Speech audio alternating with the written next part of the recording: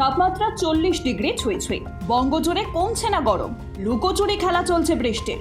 কোথাও বিক্ষিপ্ত বৃষ্টি তো কোথাও আবার গরমে নাজেহাল মানুষ, তাই চিন্তায় গোটা দক্ষিণবঙ্গবাসী।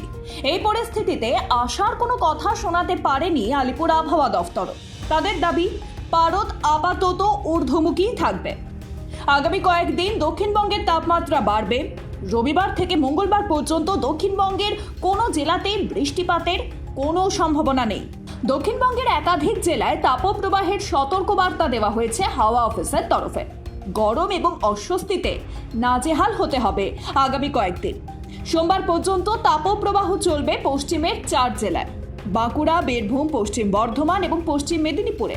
বাকি জেলাতে গরম এবং অস্বস্তিকর আবহাওয়া থাকবে। রাজ্যে বর্ষা কবে প্রবেশ করবে সেটাই এখন লাখ টাকার প্রশ্ন হয়ে দাঁড়িয়েছে দক্ষিণবঙ্গবাসীর কাছে। আবহাওয়া দফতর সূত্রে জানা গিয়েছে, দক্ষিণবঙ্গে বর্ষা আসতে অনেক দেরি আছে। 31শে মে কেরালায় বর্ষা প্রবেশ করবে। তখন আশা করা হচ্ছিল 10 থেকে 12 তারিখের মধ্যেই বর্ষা দক্ষিণবঙ্গে প্রবেশ করবে। কিন্তু এত তাড়াতাড়ি বর্ষা যে আসছে না দক্ষিণবঙ্গে। 12ই জুনের মধ্যে দক্ষিণ পশ্চিম মৌসুমী বায়ু কলকাতায় প্রবেশের সম্ভাবনা খুবই কম। তবে প্রাথমিকভাবে মনে করা হচ্ছে 15ই জুনের পর রাজ্যে বর্ষা প্রবেশ করতে পারে। তাই আগামী এক সপ্তাহ গরমের মধ্যেই কাটাতে হবে দক্ষিণবঙ্গবাসীকে।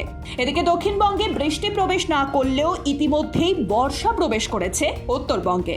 তার জেরে বৃষ্টি হচ্ছে উত্তরের 5 জেলায়। রবিবারও বৃষ্টি হতে পারে জলপাইগুড়ি, কোচবিহার এবং উত্তর দিনাজপুরে। সোমবারও বৃষ্টির সতর্ক বার্তা রয়েছে আলিপুরদুয়ার, কোচবিহার এবং উত্তর দিনাজপুরে। Bureau report, Ritam Bangla.